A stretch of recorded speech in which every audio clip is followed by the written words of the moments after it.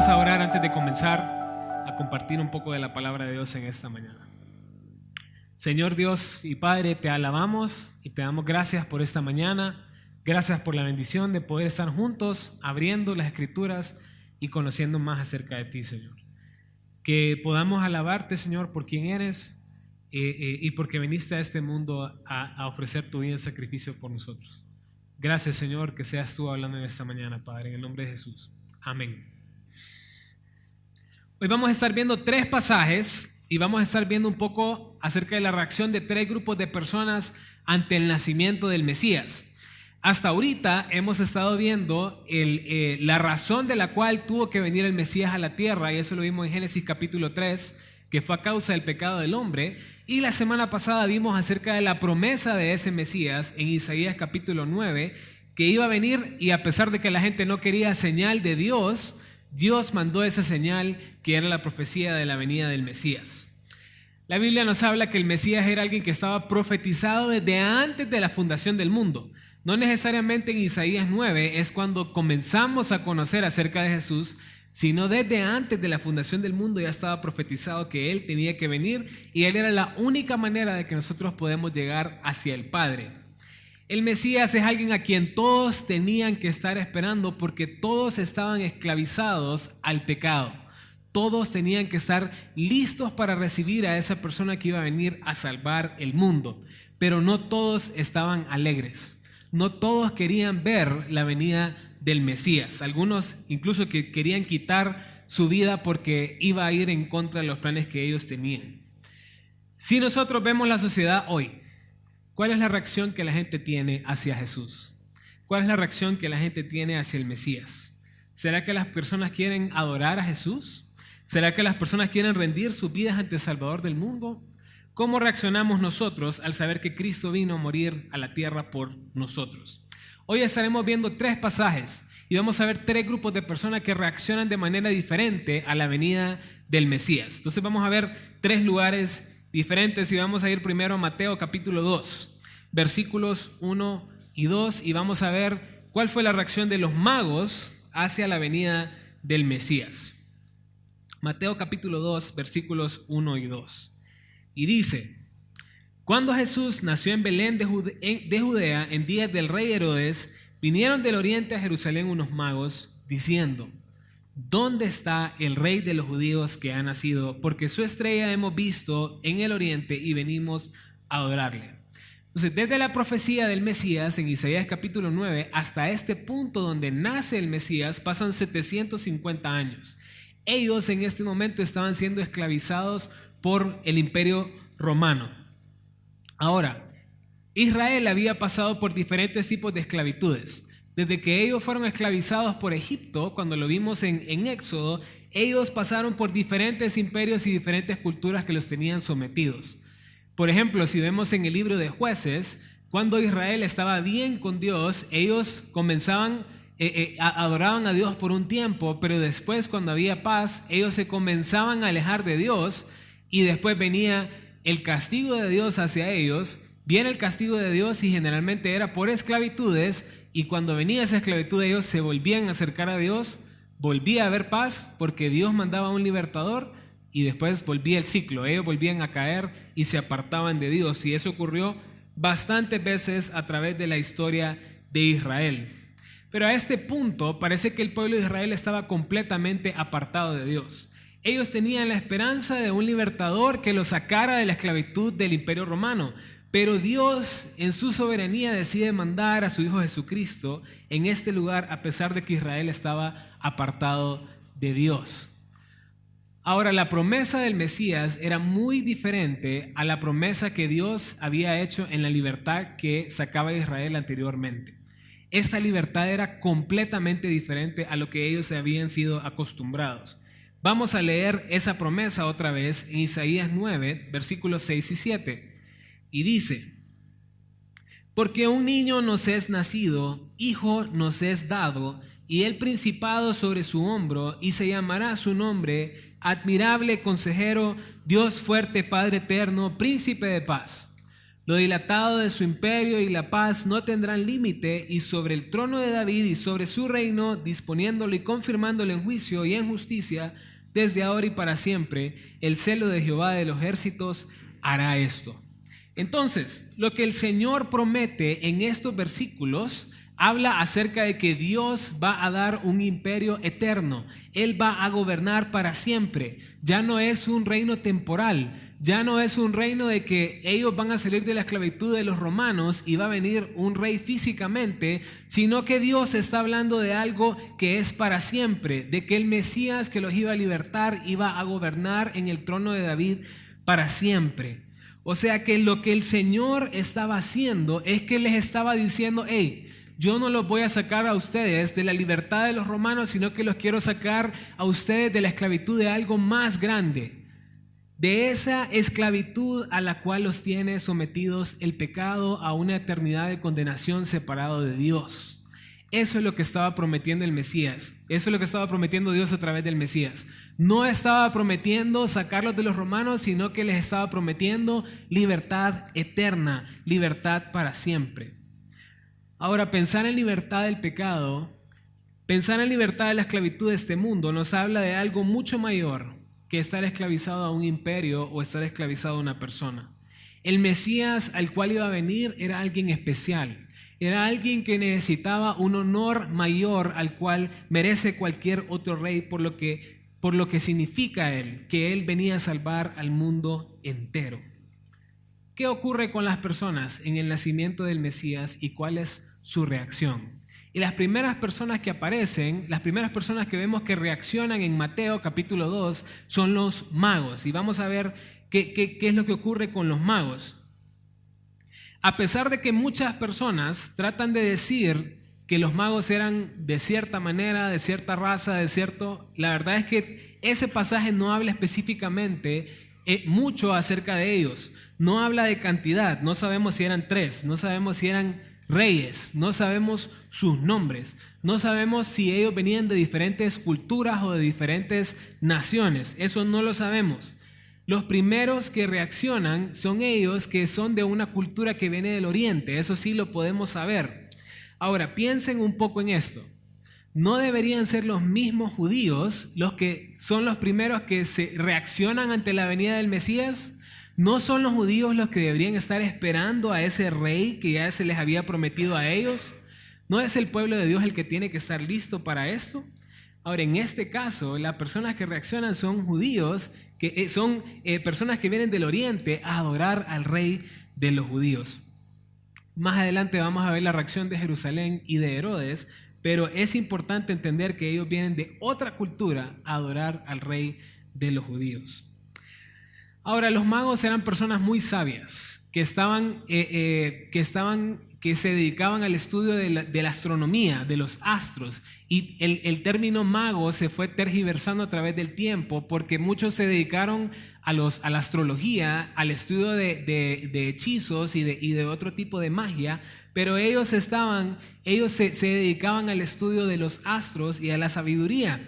Se cree que estos hombres venían del imperio medo-persa y vamos a ver un poco más adelante por qué. Ahora, los grandes imperios de la antigüedad, primero fue el babilonio, después fue el medo-persa, después fue el griego y por último el romano en el cual estamos en este momento. Lo que sí sabemos es de que los magos eran personas de mucha sabiduría y daban consejo incluso a los griegos y a los romanos en cuanto a los imperios del oriente, y por eso vemos que ellos vienen de ese lugar. Si ustedes se acuerdan, cuando Babilonia conquista a Israel, entre ellos se escoge a Daniel y a sus amigos, y ellos eran considerados también magos porque en ellos se vinaba mucha sabiduría. Y ellos estuvieron desde el imperio de Nabucodonosor en Babilonia, y se habla en Daniel capítulo 11 que Daniel estuvo también en el reinado de Darío el Medo, o sea, el Medo Persa. Ellos eran personas que estaban incluso en el gobierno y tenían mucha influencia en este lugar, y como los Medo Persas y los babilonios eran personas que amaban mucho la sabiduría, posiblemente ellos adoptaron la cultura y la Biblia para conocer más acerca de la sabiduría, y de ahí es donde vemos los magos. Ahora, así como vemos estos magos en búsqueda del nacimiento de Jesús en Jerusalén, es interesante de que la Biblia ya menciona de que el Mesías iba a nacer en Belén. Eso dice después el versículo 6, el capítulo 2 de Mateo, que ya lo vamos a ver más adelante. Pero es bien bonito cómo ellos van a buscar al Mesías en Jerusalén. Y piensen en esto, como que ellos vienen a este lugar y dicen, ¿y dónde está el rey de los judíos? Como que ellos pensaban de que Israel iba a tener al rey ya en el palacio, ya en un lugar preeminente, como que ya lo iban a preparar para tomar el lugar del rey Herodes. Esto demuestra la diligencia que tuvieron los magos en estudiar las escrituras, porque saben algo muy interesante, es de que el estudio diligente de las escrituras lleva a las personas a naturalmente adorar a Dios. Ellos, como escudriñaban la palabra de Dios, supieron el momento específico en el cual venía el Mesías y eso los quiso llevar a la adoración de Dios. Si no podemos ver nosotros en la Biblia lo maravilloso y lo glorioso y lo bonito que es Dios y lo grande que es Cristo, que demanda toda adoración de nuestra parte, simple y sencillamente es porque no estamos leyendo la Biblia. Toda la Biblia apunta a Cristo y apunta a su obra redentora en la cruz. Esto demanda la adoración de todo el mundo. Piensen en la pregunta que hicieron los magos al rey Herodes. Y dice, ¿dónde está el rey de los judíos que ha nacido? Qué increíble manera de preguntar acerca de quién era Jesús.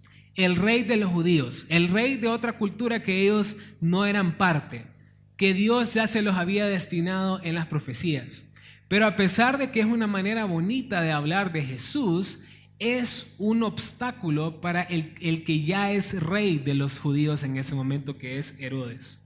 Herodes el Grande era el rey de los judíos en ese momento, pero venía el verdadero rey a tomar el trono del rey David. La reacción de Herodes vamos a ver más adelante, pero es bien interesante ver cómo ellos tratan de hablar acerca de Jesús y quién era él. Ahora, ¿cuál es esta estrella que vemos reflejada en el versículo 2? Porque ellos siguen a una estrella y quieren ir a ese lugar donde la estrella les está diciendo a ir a adorar el Mesías. Algunos historiadores creen que es Júpiter, porque Júpiter es un planeta que la verdad es que cuando se muestra es una estrella bien grande y es una estrella muy importante.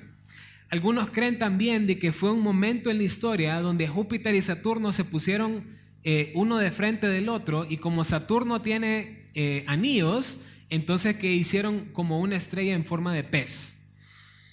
Algunos teólogos creen también que fue un cometa o un meteorito específico de ese momento, pero otros creen, y esta es la parte más bonita, que es la gloria de Dios manifestada para guiar a estos hombres a ir a adorar el nacimiento del Mesías. Piensen un poquito en esto. En el Antiguo Testamento, Dios se manifestaba visiblemente en su gloria a través de una columna de fuego y guiaba al pueblo de Israel hacia la tierra prometida. En este caso, podríamos pensar que es la gloria de Dios también que está guiando a los magos para ir a adorar al rey Mesías que había nacido. Pensemos un poquito en esto en Isaías 60, versículos del 1 al 6, que ahí está en sus pantallas. Y dice, levántate, resplandece, porque ha venido tu luz, y la gloria de Jehová ha nacido sobre ti. Porque he aquí que tinieblas cubrirán la tierra y oscuridad las naciones, mas sobre ti amanecerá Jehová, y sobre ti será vista su gloria. Y andarán las naciones a tu luz, y los reyes al resplandor de tu nacimiento. Alza tus ojos alrededor y mira, todos estos se han juntado, vinieron a ti. Tus hijos vendrán de lejos y tus hijas serán llevadas en brazos. Entonces verás y resplandecerás, se maravillará y ensanchará tu corazón, porque se haya vuelto a ti la multitud del mar y las riquezas de las naciones hayan venido a ti. Multitud de camellos te cubrirá, dromedarios de Madián y de Efa vendrán todos los de Sabá, y traerán oro e incienso y publicarán alabanzas de Jehová. Ese es el momento en que se iba a manifestar la luz de Dios hacia el mundo y era lo que venían a adorar. es la luz de Dios que guía a las naciones para venir a adorar el Mesías en su nacimiento. Ahora el versículo 6, lo interesante es que dice que van a venir dromedarios de Madián, de los que vienen a traer oro e incienso para dar alabanzas a Dios. Y ahí es donde vemos la similitud que se tiene con la venida de los magos hacia la adoración del Mesías. Ahora la pregunta sería, ¿qué tanto estamos trayendo alabanzas y adoración al Mesías? ¿Qué tanto mostramos adoración hacia el Hijo de Dios que vino a salvarnos? ¿Y qué tanto nuestras vidas glorifican al Hijo que vino a dar su vida por nosotros?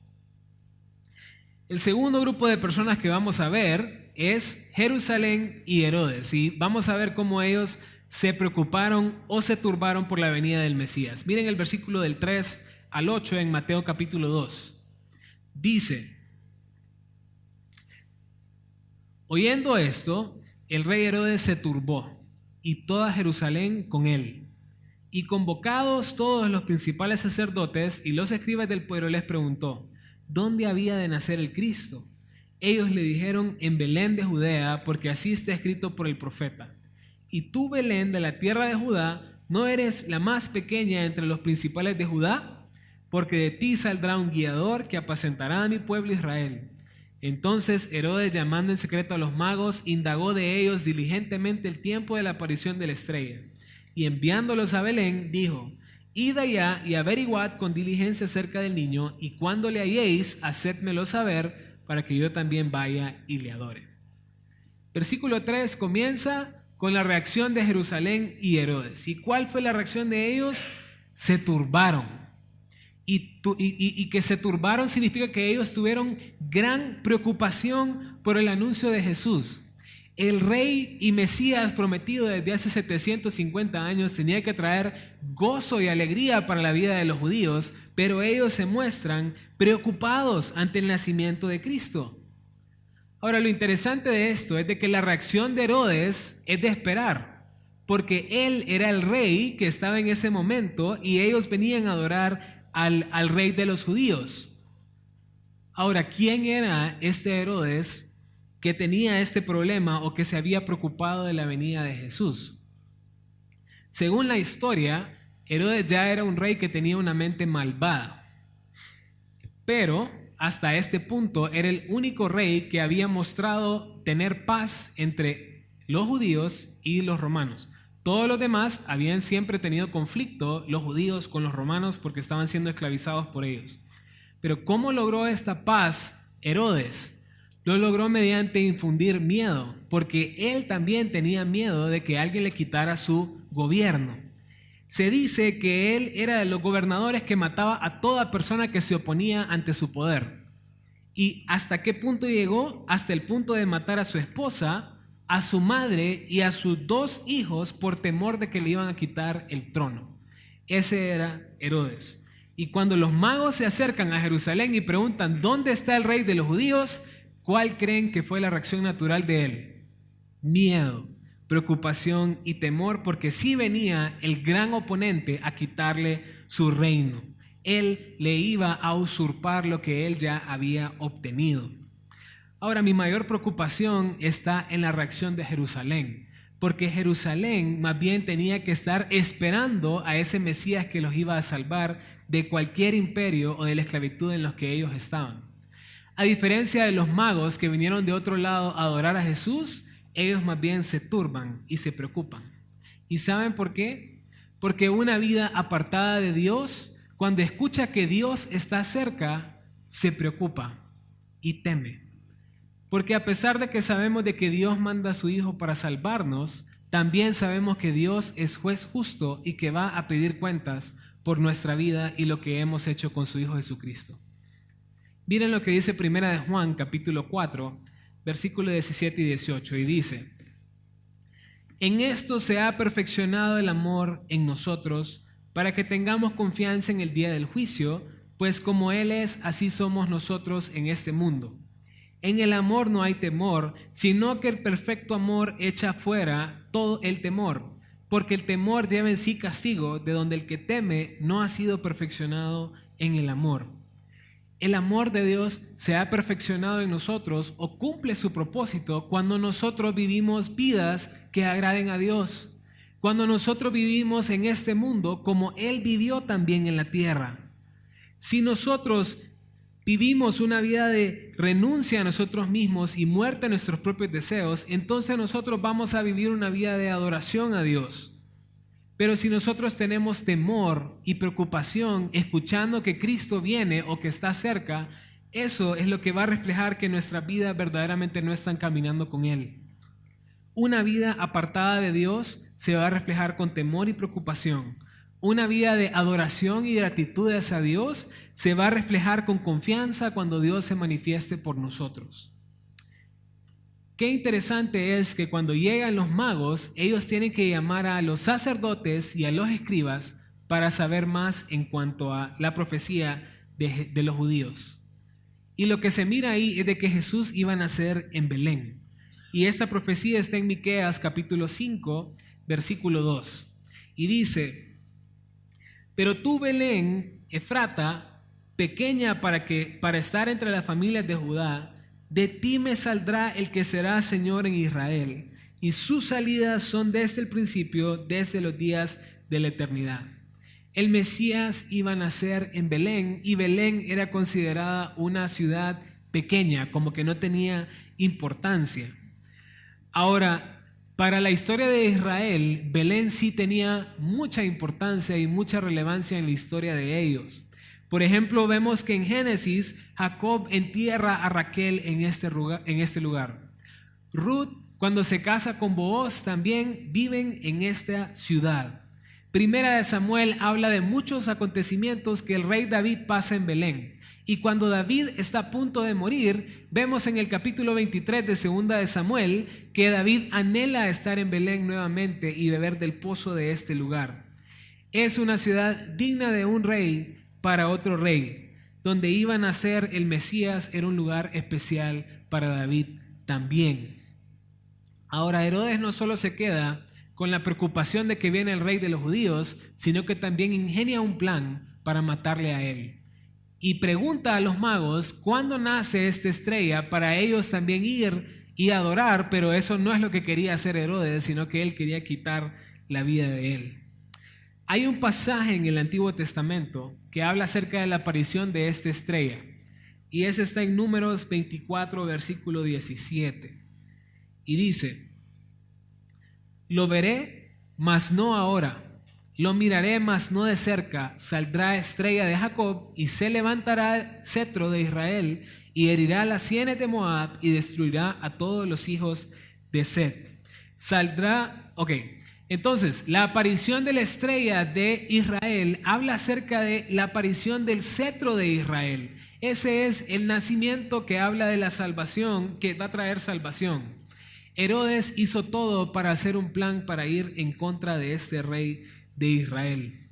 Y así como los magos muestran diligencia en conocer las escrituras para ir a adorar a Dios, Herodes muestra diligencia para ir a destruir al rey de los judíos. ¿No ocurre así muchas veces con nosotros? Que conocemos que hay un costo por seguir a Jesús y un costo por ir a alabarle y adorarle, pero más bien tomamos el costo para hacer todo lo contrario, en hacer algo que nos acerque hacia Dios. Hacemos planes y tomamos toda diligencia para hacer algo que incluso no nos ayude a acercarnos a Dios. Pero en este caso vemos cómo la diligencia en el conocimiento de la Escritura nos lleva a la adoración a Dios. Ahora, si Cristo llegara a aparecer en este momento, ¿estaríamos gozosos y iríamos a adorar al Rey como los magos? ¿O estaríamos preocupados o turbados porque Cristo ha venido nuevamente a pedir cuentas con lo que hemos hecho en este mundo? Y el último grupo de personas es algo bien bonito por la manera como ellos vienen a alabar a el Rey de Israel. Y eso está en Lucas capítulo 2, versículos del 8 al 20, y ellos son los pastores y los ángeles. Y miren lo que dice ahí: había pastores en la misma región que velaban y guardaban las vigilias de la noche sobre su rebaño, y he aquí se les presentó un ángel del Señor, y la gloria del Señor los rodeó de resplandor y tuvieron gran temor.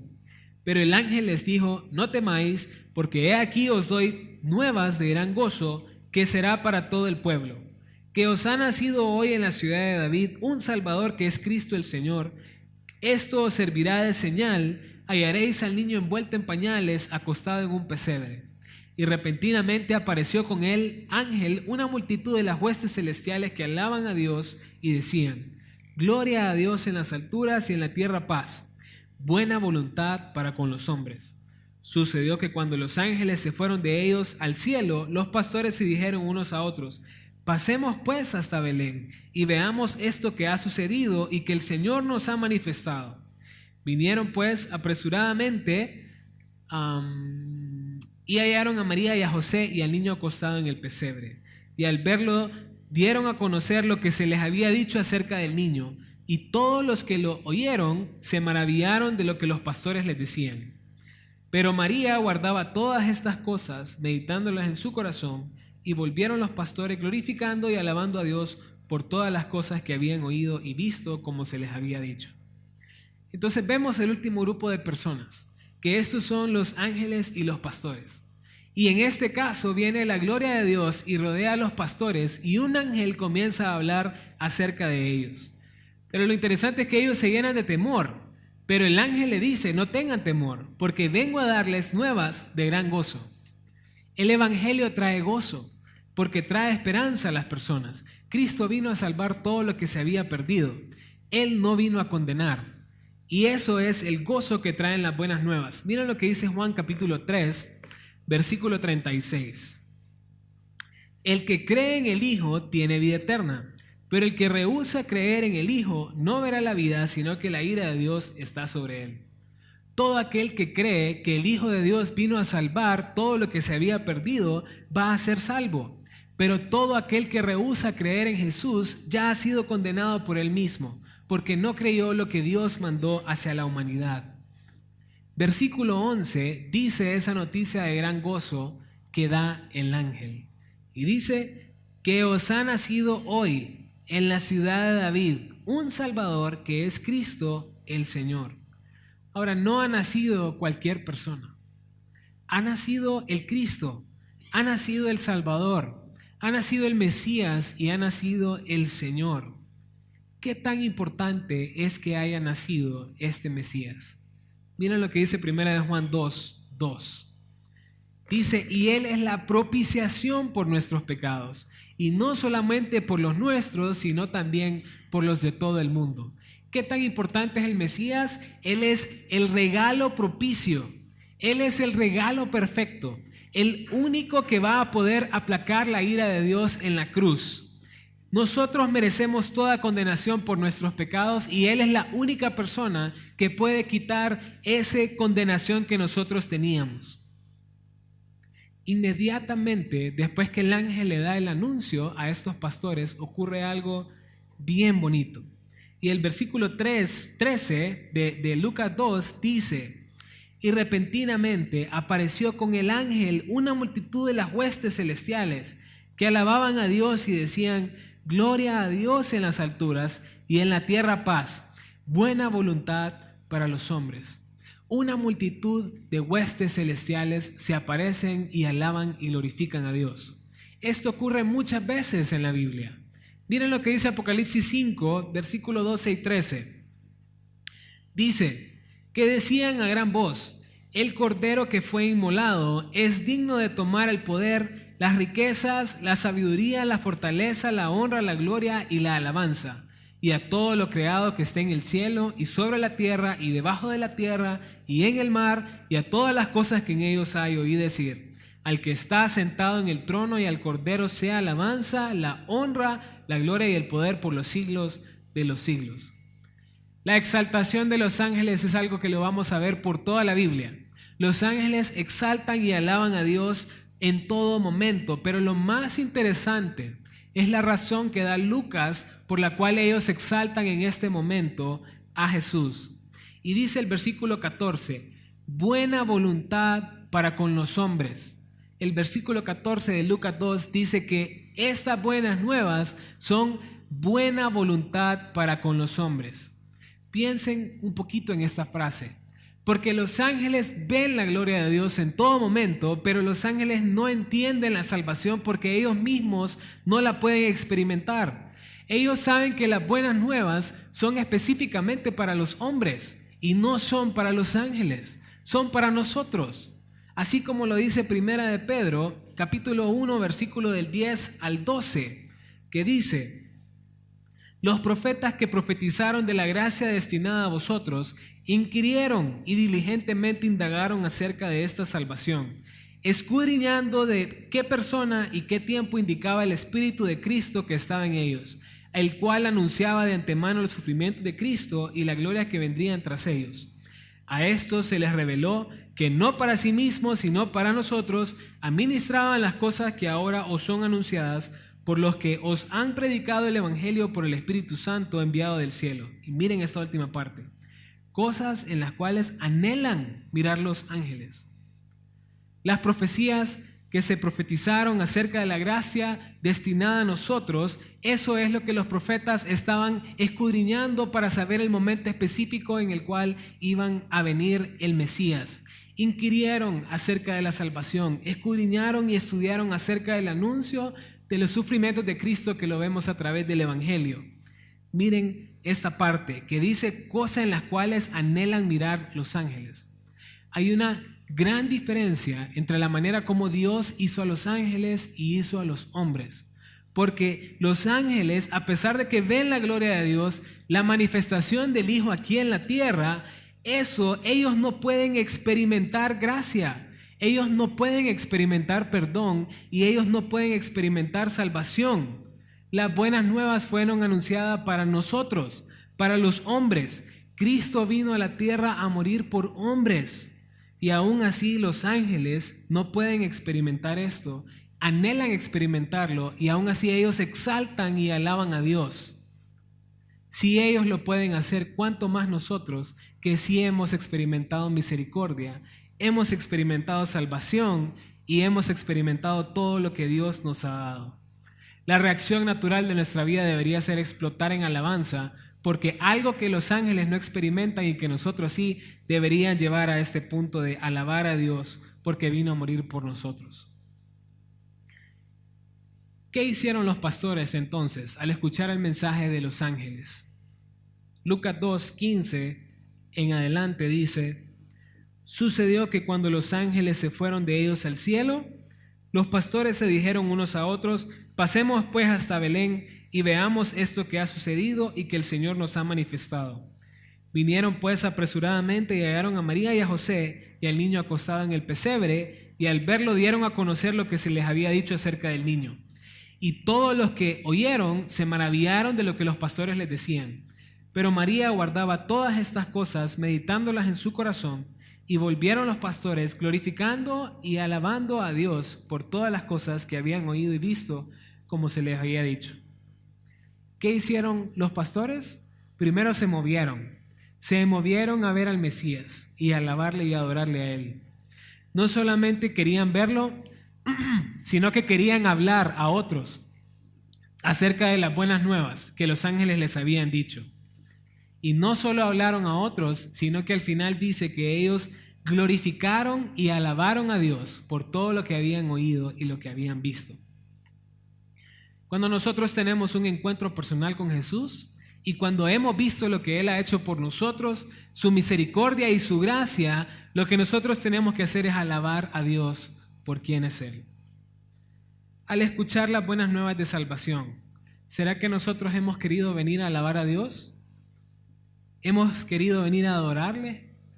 ¿Estamos siendo como los pastores que corren a ver el nacimiento de Jesús? Aquellos que corren diligentemente hacia sus pies a adorarle.